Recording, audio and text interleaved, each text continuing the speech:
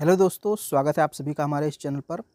दोस्तों, हम लोग बीए प्रथम सेमेस्टर का भूगोल पढ़ रहे थे और इसमें हम लोग एक टॉपिक पढ़ रहे थे, प्लेट विवर्तनिकी सिद्धांत।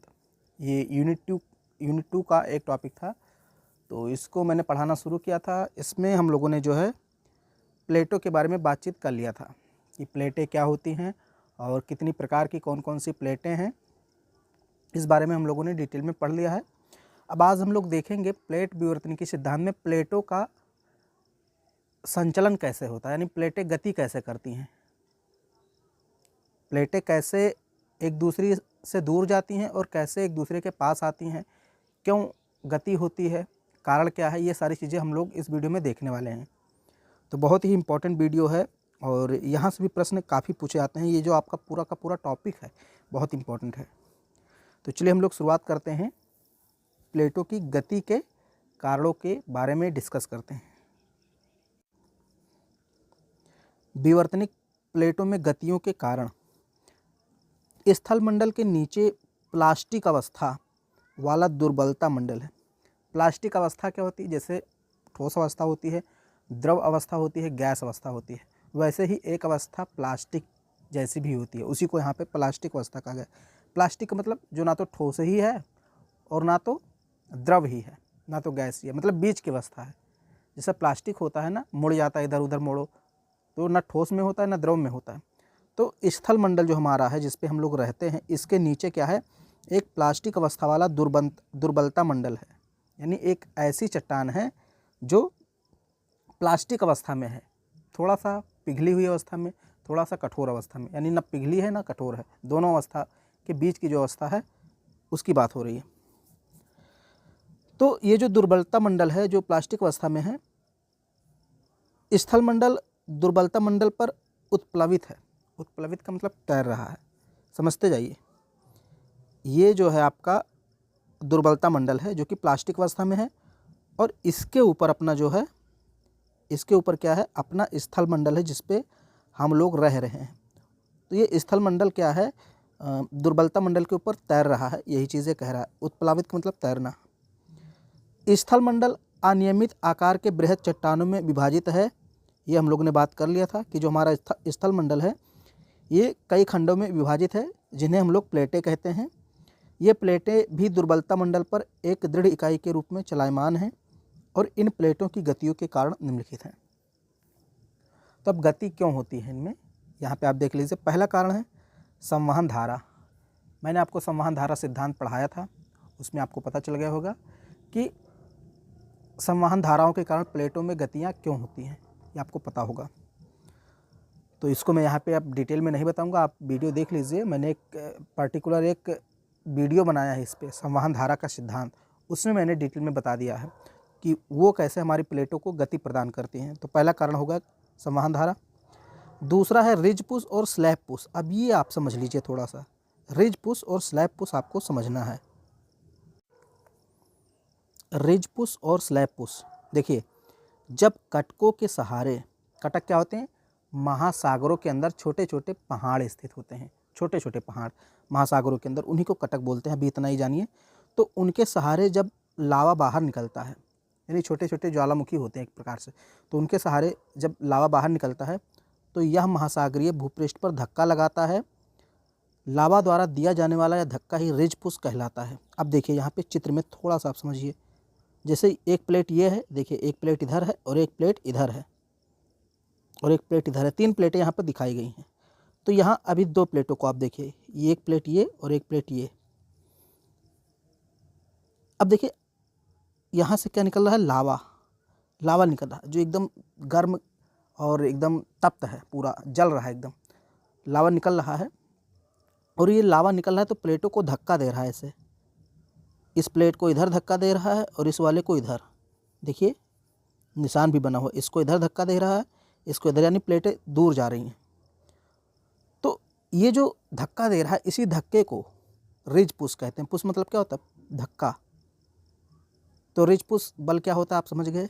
अब स्लैब, स्लैब का मतलब होता है खींचना, बहुत ही आसान है ये भी। अब यहाँ देखिए ये जो येलो कलर का लाइन है, इसको देखिए, इसी को हम लोग स्लैब पुल कहते हैं। पुल का मतलब खींचना। जब ये प्लेट जो है छेपित होती है यानी गहराई में जाती है, तो जब ये गर्तों में प्रवेश करती है तो एक समय ऐसा आता है जब ये जो परत है ये खुद अंदर की ओर जाने लगती है। मतलब यहाँ तो धक्का दे रहा था, मैग्मा लावा धक्का दे रहा था।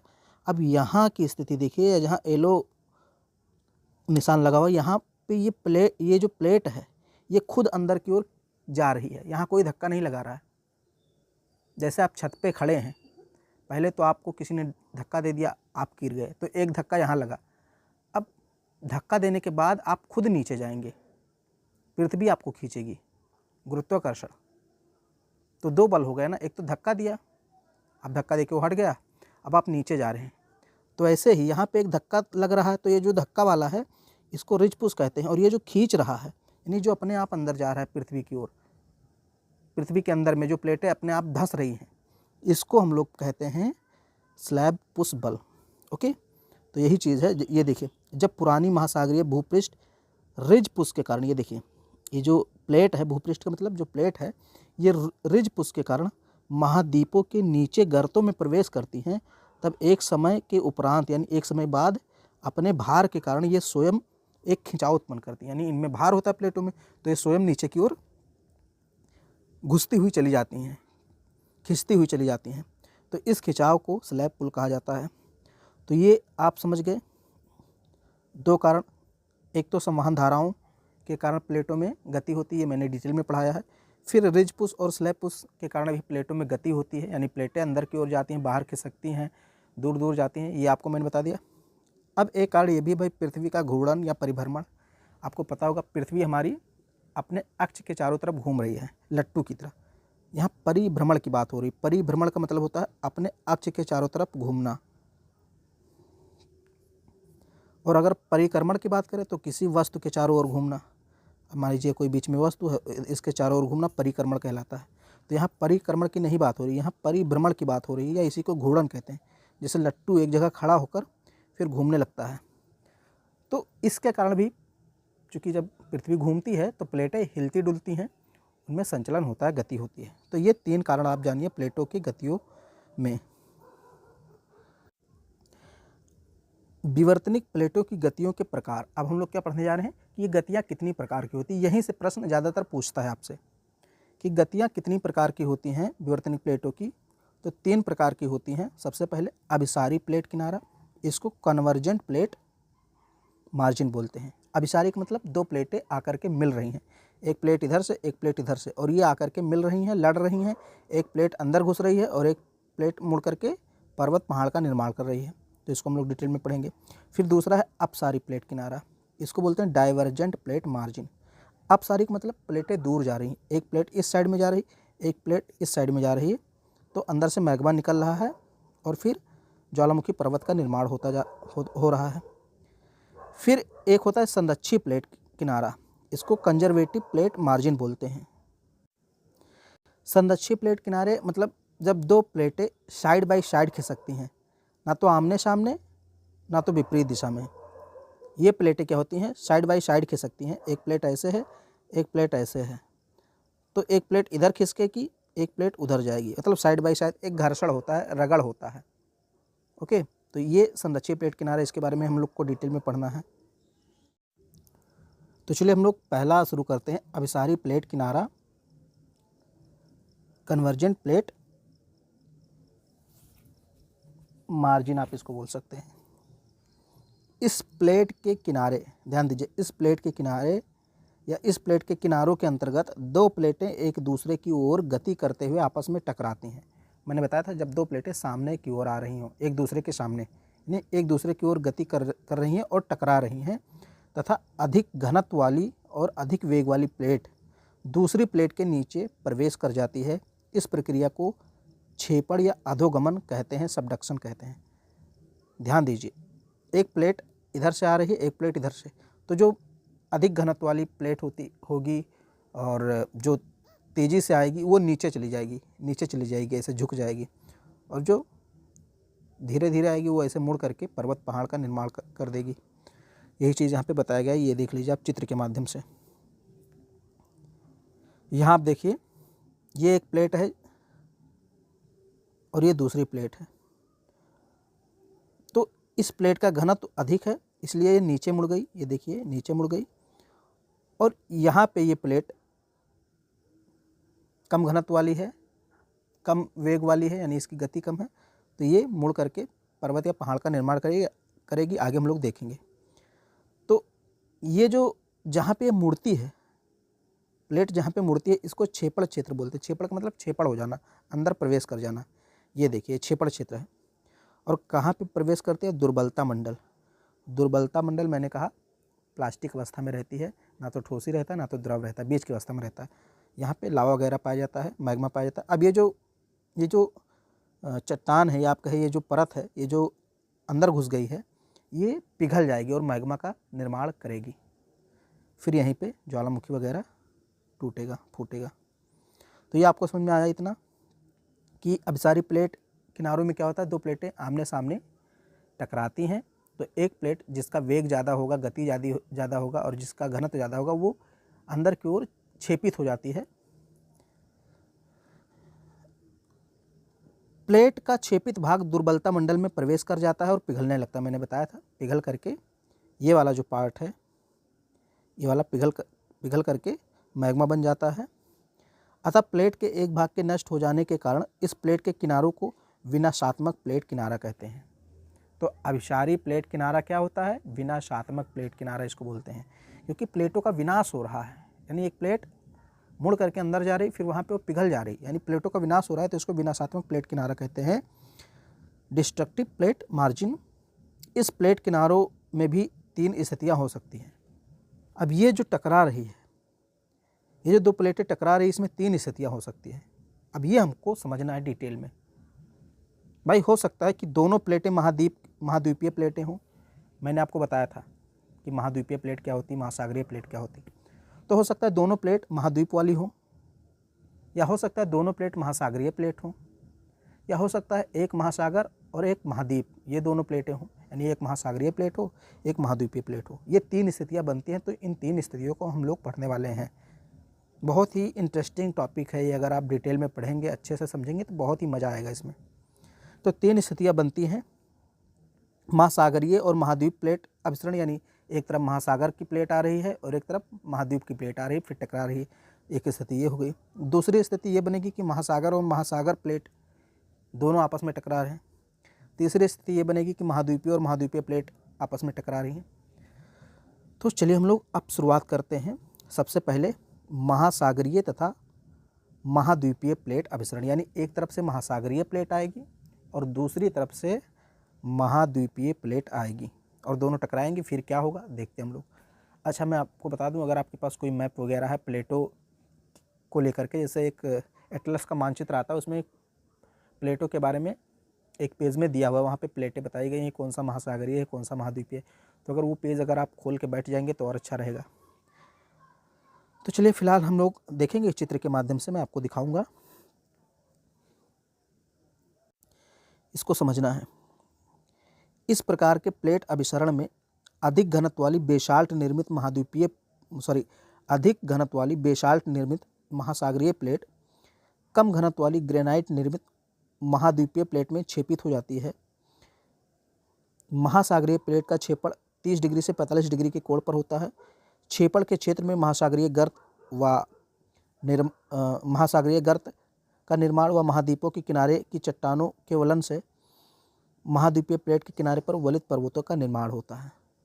वलित पर्वतों का निर्माण, जैसे आप देख रहे हैं हिमालय पर्वत भारत में, रॉकी पर्वत, एंडीज पर्वत, ये सब इसी प्रक्रिया के दौरान बने हैं।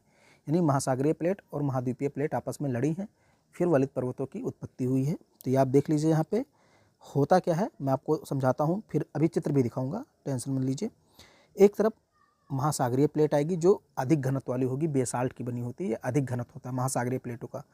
और दूसरी तरफ से महाद्वीपीय प्लेट आएगी जो कम घनत्व वाली होगी। अब महासागरीय प्लेट अधिक घनत्व की है तो ये नीचे चली जाएगी, छेपित हो जाएगी। और ये जो महाद्वीपीय प्लेट है ये कम घनत्व वाली होगी, ये मुड़ करके पर्वत का निर्माण कर देगी। अब ये छेपित भाग गल जाएगा अपना, और यहाँ पे आप देखेंगे तो यहाँ पे ट्रेंच बन जाएगा, गर्त, जैसे मेरियाना गर्त का आपने नाम सुना होगा, प्रशांत महासागर में सबसे गहरा गर्त। तो यहीं पे बनता है। अब इसको देखते हैं हम लोग। ये चित्र देखिए, इससे समझिए। ये देखिए, इधर महासागरीय प्लेट है, इधर महाद्वीपीय प्लेट है। अब देखिए, ये देखिए, ये स्थलमंडल है यानी महासागरीय प्लेट, ये नीचे की ओर चली गई, अधिक घनत्व था इसलिए झुक गई, अंदर की ओर प्रवेश कर गई। ये देखिए तीर बना हुआ है, ये महाद्वीपीय प्लेट है। ये यहाँ पे ऐसे मुड़ करके देखिए पर्वतों का निर्माण कर देता है। यहाँ पे आप देखेंगे, ये देखिए, ये वलित पर्वत बन गए हैं सारे, आपको दिख रहा होगा, ये वलित पर्वत है। तो ये प्लेट ऐसे से मुड़ गई महाद्वीप वाली, और महासागरों की प्लेट अंदर घुस गई है। अब ये भाग आपका जो है पिघल जाएगा, और यहीं पे महाद्वीपीय गर्त का निर्माण होता है। यहाँ पे कुछ और समझ लीजिए, यहाँ पे दिया गया है। तो ये दुर्बलता मंडल है, मैंने आपको बताया था दुर्बलता मंडल यानी एस्थनोस्फीयर पे हमारा स्थल मंडल तैर रहा होता है। यहाँ पे भूकंप क्षेत्र भी निर्मित हो जाता है, क्योंकि यहाँ प्लेटें लड़ रही हैं तो झटका लगेगा, कमजोरी आएगी, थोड़ी सी प्लेटें कमज़ोर होंगी, पिघलन होगा, तो भूकंप आएगा ही आएगा। और इसको बदाती वेनी ऑफ जोन कहते हैं। यानी ये जो बदाती वेनी ऑफ जोन क्या है, ये जो झुका हुआ पार्ट है, यानी प्लेटों में जो झुकावट आ गई, ये झुकावट आ गई है, इसी को हम लोग बदाती वेनी ऑफ जोन कहते हैं। इसको याद रखिएगा, कभी कभी 2 नंबर में पूछ लेता है कि वेनी ऑफ जोन क्या है। तो याद रखिए, जब महाद्वीपीय और महासागरीय प्लेट आपस में टकराती हैं, उनका अभिसरण होता है, तो महासागरीय प्लेट अधिक घनत्व होने के कारण नीचे की ओर झुक जाती है, अंदर की ओर प्रवेश कर जाती है दुर्बलता मंडल में। और ये जो अंदर की ओर प्रवेश करते हुए जो झुकाव होता है, यानी झुकी हुई प्लेटें होती हैं, यही क्या होता है, वेनी ऑफ जोन होता है। तो आई होप आपको समझ में आ रहा होगा, महाद्वीपीय प्लेट और ये महासागरीय प्लेट छेपड़ हो रहा है, सारी चीज़ें आपके सामने हैं। अब हम लोग पढ़ते हैं, सारी चीज़ें समझ लें, अब इसको पढ़ते हैं। प्लेट का छेपित भाग ढाल युक्त होता है, जहां विभिन्न गहराइयों वाले भूकंप मूलों के सहारे तीव्र भूकंपों की उत्पत्ति होती है। इस ढाल युक्त क्षेत्र को वदाती वेनी ऑफ जोन कहते हैं, जो मैंने आपको पहले ही बता दिया। ये जो ढलान वाली क्षेत्र है, ढाल युक्त या ढलान वाला क्षेत्र, इसी को वेनी ऑफ जोन कहते हैं। दुर्बलता मंडल में प्लेट का छेपित भाग गहराई में प्रवेश कर जाता है तथा उच्च तापमान के अधीन बेसाल्ट निर्मित महासागरीय प्लेट के पिघलने से एंड्रेसाइट लावा ज्वालामुखी उद्गार से महाद्वीप पृष्ठ पर वलित पर्वतों के सहारे उद्गारित होता है। यानी कि यहाँ पे ये प्लेट जो है पिघल जाएगी, महासागरीय प्लेट अधिक घनत्व की है, बेसाल्ट प्लेट है, ये पिघल जाएगी, यहाँ पे लावा का निर्माण होगा, और फिर धीरे धीरे यहाँ पे ज्वालामुखी जैसी प्रक्रिया उत्पन्न होगी। या आप देख लीजिए, ये देखिए, ये ज्वालामुखी यहाँ पे दिया गया है, यानी ये लावा जब पिघलेगा तो ऊपर जाएगा। यहाँ की चट्टानें कमज़ोर हैं, लड़ी हैं, तो कमजोरी आएगी, और यहीं पे ज्वालामुखी पर्वत का निर्माण होगा। तो आपने देखा कैसे पर्वतों का निर्माण हो रहा है, वलित पर्वतों का, ज्वालामुखी कैसे बन रहा है। अब आगे हम लोग अभी बात करेंगे कि भाई हमारे हिमालय पर्वत की भी उत्पत्ति ऐसे ही हुई, एकदम इसी प्रक्रिया के दौरान हुई, लेकिन वहाँ ज्वालामुखी क्यों नहीं पाया जाता है। ये क्वेश्चन कीजिए कि भाई अगर निर्माण इसी प्रक्रिया से हुआ है तो ज्वालामुखी वहाँ भी पाया जाना चाहिए, लेकिन नहीं पाया जाता है। उसको भी हम लोग देखेंगे, उसका भी कारण है, रीजन है। तो आई होप ये आपको समझ में आ गया होगा। इस प्रकार ऐसे सीमांत स्थल, वलित पर्वत तथा महासागरीय गर्त निर्माण स्थल के साथ साथ ज्वालामुखी और भूकंप के क्षेत्र भी होते हैं। यानी जहाँ इस प्रकार की प्रक्रिया होती है कि महासागरीय प्लेट अंदर जा रही है और महाद्वीपीय प्लेट पर्वत का निर्माण करते हैं, तो यहाँ पर्वतों का निर्माण होता है, भूकंप आते हैं और ज्वालामुखी भी बनते हैं। ये सारी प्रक्रिया एक साथ होती है। अब उदाहरण यहाँ पे दिया गया है, आप मैप में अगर आपके पास हो तो देख लीजिए। मैंने आपको बताया था नज़का प्लेट वगैरह, पहले वीडियो आप देखिए, तो नज़का प्लेट कहाँ है और प्रशांत महासागरीय प्लेट कहाँ है, ये सब मैंने आपको बता दिया था। अब मैं यहाँ पढ़ा दे रहा हूँ। आप नज़का महासागरीय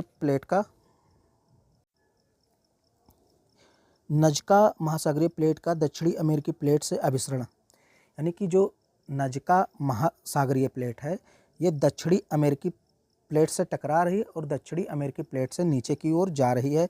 इस अभिसरण से क्या क्या बना है, पेरू और चिली गर्त का निर्माण हुआ है। गर्त मतलब ट्रेंच, यानी कि समुद्र की जो गहरे क्षेत्र होते हैं उनका निर्माण हुआ है। एंडीज पर्वत का निर्माण हुआ है। कई सक्रिय ज्वालामुखी जैसे कोटोपैक्सी, ओजोस डेल सेलेडो, ये सब ज्वालामुखी बने हैं। तो ये आपके पास मानचित्र जरूर होगा, आप वो वाला पेज खोलिए जिसमें एंडीज पर्वत बना है, तो वहाँ पर देखेंगे एक तरफ आप देखेंगे कि नज़का प्लेट है और एक तरफ अमेरिकी प्लेट है। तो अमेरिकी प्लेट महाद्वीपीय प्लेट हो गई, नज़का प्लेट महासागरीय प्लेट हो गई। तो नज़का प्लेट अमेरिकी प्लेट के नीचे जा रही है और एंडीज पर्वत का निर्माण हो रहा है।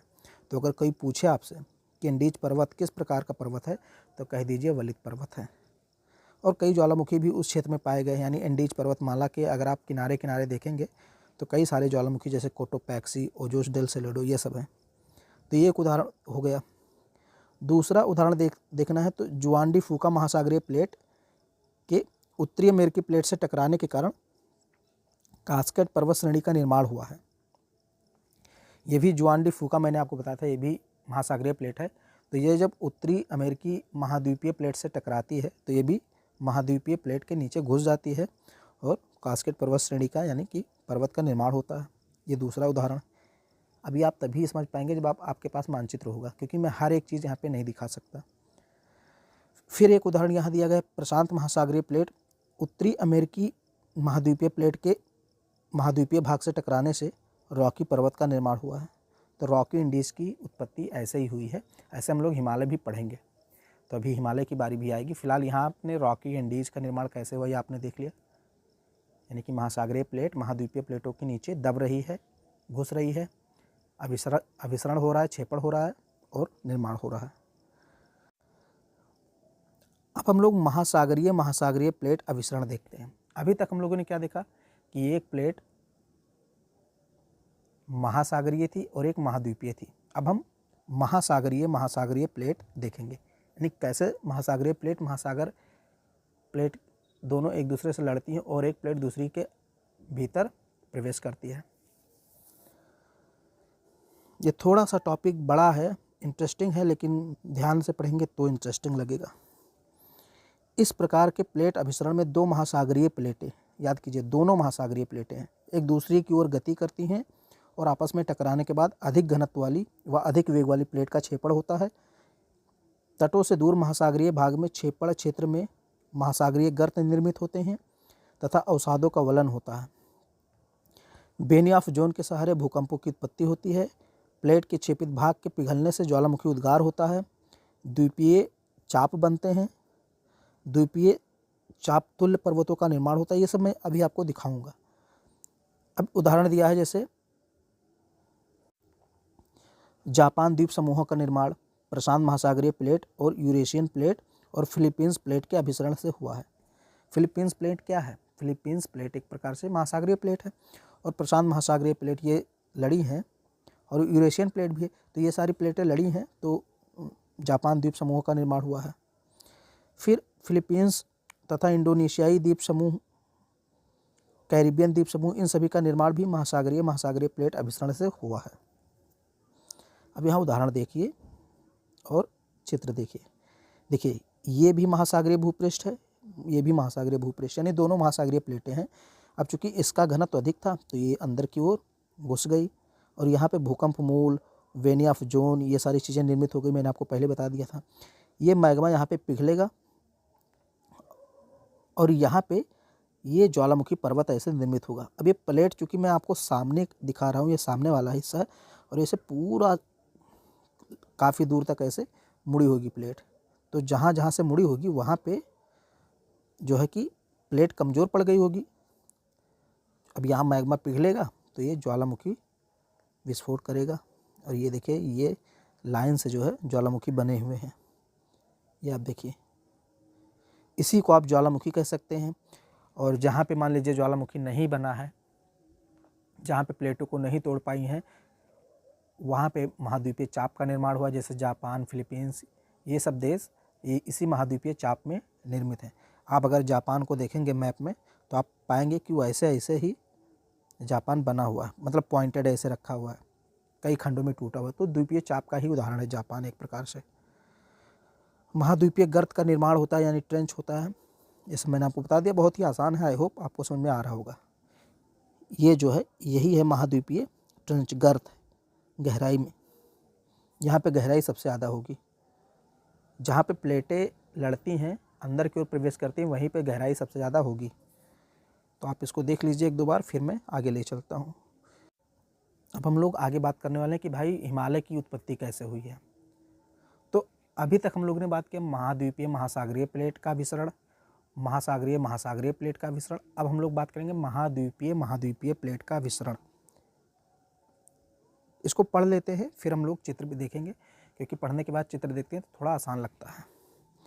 देखिए इसमें क्या होगा, दो प्लेटें एक दूसरे की ओर संचरण करते हुए टकराती हैं, यानी दो प्लेटें एक दूसरे की ओर आएंगी और टकराएंगी, दोनों महाद्वीपीय होंगी। दोनों प्लेटों के टकराने से इनके मध्य उपस्थित सागरीय भाग बंद हो जाता है। ध्यान दीजिए, एक प्लेट इधर से आ रही है, एक प्लेट इधर से आ रही है, बीच में जल है। तो जब ये दोनों प्लेटें टकराएंगी तो जो महासागरीय यानी जल वाला भाग है ये बंद हो जाएगा। वही चीज़ यहाँ पे कह रहा है, समझते चलिए कि जब दो प्लेटें टकराती हैं तो सागरीय भाग बंद हो जाता है तथा दोनों प्लेटें संलयित होकर विस्तृत भूखंड का निर्माण करती हैं। यानी दोनों प्लेटें संलयित हो जाती हैं, मतलब जुड़ जाती हैं और बड़े भूखंड का निर्माण करती हैं। इस प्लेट किनारे में महासागरीय भाग के अवसादों के वलन से ऊंचे वलित पर्वतों का निर्माण होता है। अब इसको भी समझ लीजिए, फिलहाल मैं चित्र में भी समझाऊंगा लेकिन यहाँ भी समझते चलिए। ये दो प्लेटें हैं और बीच में समुद्र है, समुद्र में कुछ अवसाद हैं। अवसाद मतलब कूड़ा करकट मिट्टी चट्टान, अवसाद का मतलब यही होता है जो इकट्ठा हुआ है, नदियों के द्वारा लाया गया है, इसमें बहुत सारी चीज़ें, तो इसमें समुद्र में इकट्ठा है। तो ये जब दोनों प्लेटें टकराएंगी तो ये जो समुद्र वाला महासागरीय भाग का ये जो अवसाद है ये ऊपर उठकर मुड़ करके वलित पर्वतों का निर्माण करेगा, मुड़ जाएगा। हिमालय की उत्पत्ति ऐसे हुई है, तभी तो कहते हैं हिमालय में बहुत सारी औषधियाँ ऐसी पाई जाती हैं, वे औषधियाँ पाई जाती हैं जो महासागरों में पाई जाती हैं। यानी हिमालय में पाई जाने वाली औषधियाँ हम देखते हैं कि महासागरों में पाई जाती हैं। तो इसलिए माना जाता है कि जहाँ आज हिमालय है वहाँ पहले समुद्र रहा था, कोई समुद्र रहा होगा, उसकी भी बात हम लोग करेंगे। तो जब प्लेटें टकराई तो जहाँ हिमालय वाला जो पार्ट है वहाँ समुद्र था, वो अवसाद ऊपर की ओर उठकर मुड़ गया और पर्वत की उत्पत्ति हो गई। वही चीज़ यहाँ पे बताया जा रहा है कि भूखंड का निर्माण करती हैं। इस प्लेट किनारे में महासागरीय भाग के अवसादों, यानी अवसाद मतलब वही जो सारी चीज़ें इकट्ठा, उसके वलन से, यानी वलन मतलब मुड़ जाती हैं, ऊंचे वलित पर्वतों का निर्माण होता है। भूकंपीय दशाएं निर्मित होती हैं। वह क्षेत्र जहाँ दोनों प्लेटें संलयित होती हैं वह सीवन क्षेत्र कहलाता है। अपवाद स्वरूप कभी कभी अधिक वेग वाली प्लेट का क्षेपण हो सकता है। देखिए वैसे तो प्लेटें जब महाद्वीपीय प्लेटें टकराती हैं तो बहुत ही रेयर केस में होता है कि एक प्लेट दूसरी प्लेट के अंदर जाए।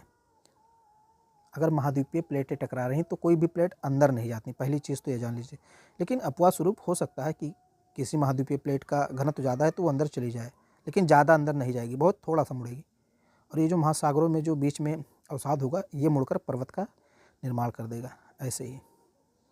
तो ये याद रखिएगा कि महाद्वीपीय प्लेट अभिसरण में अपवाद स्वरूप ही कभी कभी प्लेट का क्षेपण होता है। अब यहाँ देखिए उदाहरण दे रहा है, उदाहरण समझिए। भारतीय प्लेट, यानी कि इसको हम लोग इंडो ऑस्ट्रेलियन प्लेट कहते हैं। यानी आज जो भारत बना है, जिस प्लेट पर स्थित है भारत, इसको इंडो ऑस्ट्रेलियन प्लेट या इंडियन प्लेट कहते हैं। ये प्लेट जो है यूरेशियाई प्लेट से टकराई थी, यानी यूरेशियन प्लेट और इंडो ऑस्ट्रेलियन प्लेट। ध्यान दीजिए, सुनिए, इंडियन प्लेट या जिसको हम लोग इंडो ऑस्ट्रेलियन प्लेट कहते हैं, ये प्लेट किससे टकराई थी? यूरेशियन प्लेट से टकराई थी और अभिसरण हुआ। ये देखिए भारतीय प्लेट और यूरेशियाई प्लेट के अभिसरण से इनके मध्य टेथिस सागर, जहाँ आज हिमालय वहाँ टेथिस सागर था, मैंने बताया था टेथिस सागर था। तो उसके जो सैलाब, उसके जो मलबे थे, सैल थे, चट्टानें थी जो उस सागर के नीचे, उनमें वलन हुआ और हिमालय की उत्पत्ति हुई। वह क्षेत्र जहाँ भारतीय प्लेट यूरेशियाई प्लेट से टकराई है वहाँ इंडस सांको सचर जोन नामक संरचना पाई जाती है। ये थोड़ा समझना आपके लिए ज़रूरी था कि हिमालय की उत्पत्ति कैसे हुई है। तो भारतीय प्लेट या इसी को आप इंडो ऑस्ट्रेलियन प्लेट कहेंगे। इंडो ऑस्ट्रेलियन प्लेट क्यों कहते हैं? क्योंकि दरअसल बात यह है कि जिस प्लेट पर भारत स्थित है उसी प्लेट पर ऑस्ट्रेलिया भी स्थित है, तो इसीलिए इसको इंडो ऑस्ट्रेलियन प्लेट कहते हैं। ये यूरेशियाई प्लेट से टकराई और बीच में क्या था? समुद्र था। कौन सा समुद्र था? टेथिस समुद्र। उसमें मलबे थे, तो जब टकराई तो मलबे ऊपर की ओर उठे, दबे, उन पर दबाव हुआ, वो मुड़ गए और हिमालय पर्वत बन गया। आई होप बहुत ही आसान है, ये आपको समझ में आ गया होगा। यहाँ देखिए ये महाद्वीपीय प्लेट है, ये भी महाद्वीपीय प्लेट है। तो यहाँ देखिए बहुत कम झुकाव हुआ है, ज़्यादा नहीं झुकाव हुआ है। मैंने कहा था अपवाद स्वरूप मुड़ जाती है, लेकिन वैसे नहीं मुड़ता है। फिर यहाँ देखिए यहाँ पे बहुत सारे पर्वत का निर्माण हो गया, यानी पर्वत श्रृंखला का निर्माण हुआ है। और ये देखिए पीछे की तरफ अगर आप देखेंगे तो उच्च पठार का निर्माण होता है, उच्च पठार। तो आप देखेंगे कि हिमालय के पीछे कौन सा पठार है, तिब्बत का पठार है। यानी कि जो चीज़ें पढ़ा रहे हैं ये सब एकदम रियल में हुई थी। जैसे देखिए ये पर्वत है, उसके पीछे पठार है, तो ऐसे ही हमारे हिमालय के पीछे भी कौन सा पठार है, तिब्बत का पठार है। तो ये सारी चीज़ें आप देख लीजिए। और भूकंप यहाँ पे भूकंप जो है कि होंगे, भूकंप आएंगे, भूकंप के खतरे बने रहेंगे। लेकिन यहाँ आप एक चीज़ देख रहे हैं, यहाँ ज्वालामुखी नहीं पाए जाते हैं। यानी जब महाद्वीपीय प्लेटें टकराती हैं तो यहाँ ज्वालामुखी बनने की संभावना बहुत कम होती है। ठीक यही कारण है कि आप देखिए हिमालय के पास ज्वालामुखी नहीं पाए जाते हैं, लेकिन भूकंप आते हैं। अब इसको थोड़ा डिटेल में यहाँ देखते हैं। ये देखिए भारतीय प्लेट और यूरेशियन प्लेट टकरा रही हैं, ये देखिए, और ये पर्वतों का निर्माण हो रहा है। अब यहाँ थोड़ा सा एक चित्र में समझाएं, पहले इसको देख लीजिए। ये हमारी इंडो ऑस्ट्रेलियन प्लेट है, यानी भारतीय प्लेट है। ये ऐसे ही संचलित होकर गति करते करते यहाँ टकराई है यूरेशियन प्लेट से। ये देखिए यूरेशियन प्लेट है, इंडियन प्लेट टकराई और यहाँ पे पर्वत का निर्माण हुआ। वही चीज़ यहाँ पे दिखाया गया है। ये भी पर्वतीय भाग है जहाँ पे टकरा रही, तो उसको 3 भागों में दिखा दिया गया है। एक ही चीज़ है, यहाँ अलग तरीके से दिखाया गया है, यानी रियल वाला दिखाया गया है, यहाँ मानचित्र बना के दिखाया गया है। और यहाँ ITSZ यानी कि जो इंडो सांगपो सचर जोन है उसको दिखाया गया, यानी कि जहाँ पे यूरेशियन प्लेट और भारतीय प्लेट मिल रही हैं एक दूसरे से, उसी को ITSZ कहा गया है, इंडो सांगपो सचर जोन कहा गया है उस स्थान को। वही चीज़ यहाँ पे दिखाया गया है। ये देखिए इंडस सांगपो सचर जोन। ये देखिए तिब्बत है, तिब्बत को देखिए, और ये पर्वत है अपना। ये देखिए भारतीय प्लेट अधिक वेग के कारण यूरेशियाई प्लेट के अंदर छेपित हो गई। जो भारतीय प्लेट गई थी, ये देखिए ये वाली जो प्लेट थी, ये सारी प्लेटें, इसका वेग अधिक था। वही चीज़ यहाँ भारतीय प्लेट अधिक वेग से यूरेशियाई प्लेट में छेपित हो गई, किंतु दोनों प्लेटों के घनत्व में अंतर न होने के कारण भारतीय प्लेट सीमित रूप में ही छेपित हुई, जिससे क्रिस्टल डबलिंग की क्रिया घटित हुई। कहने का मतलब ये है कि देखिए भारतीय प्लेट की गति तेज़ थी, टकराई भी यूरेशियन प्लेट से, लेकिन दोनों का घनत्व लगभग समान था, तो इस कारण कोई भी प्लेट अंदर ज़्यादा नहीं घुस पाई। यानी भारतीय प्लेट थोड़ी सी घुसी है। भारतीय प्लेट जो है वो यूरेशियन प्लेट के नीचे तो आई है, लेकिन अंतर ज़्यादा नहीं था घनत्व में, इसलिए थोड़ी कम ही घुसी है, बहुत अंदर तक नहीं गई है। तो जब प्लेट अंदर तक नहीं जाएगी तो मैग्मा का निर्माण नहीं होगा, यानी कि वो प्लेट पिघलेगी नहीं, क्योंकि ये प्लेट है मान लीजिए, और ये भारतीय प्लेट है, ये इधर वाली यूरेशियन, ये वाली भारतीय। थोड़ा सा अगर अंदर ऐसे घुस जाएगी तो मैग्मा का निर्माण नहीं होगा। अब ज़्यादा घुसेगी तभी नीचे मैग्मा पाया जाता है, तो मैग्मा का निर्माण होगा, तो ज्वालामुखी आएगा, भूकंप आएगा। लेकिन यहाँ पे ज्वालामुखी नहीं बन रहा है, क्योंकि अंदर बहुत ज़्यादा तक भारतीय प्लेट नहीं घुसी है, थोड़ा सा ही घुसी है। ये देखिए क्रिस्टल डबलिंग का मतलब होता है जब एक प्लेट दूसरी प्लेट के नीचे आंशिक रूप से छेपित होती है, मतलब आंशिक यानी हल्का फुल्का घुसे, अर्थात एक दूसरे के ऊपर स्थापित हो जाए, एक दूसरे के ऊपर लद जाए, चढ़ जाए, लेकिन बहुत ज़्यादा अंदर तक ना घुसे। तो इसको क्रिस्टल डबलिंग कहते हैं। डबलिंग का मतलब क्या होता है? डबल हो जाना, यानी एक प्लेट के ऊपर दूसरी प्लेट ऐसे डबल हो गई, तो थोड़ा सा अंदर गया है।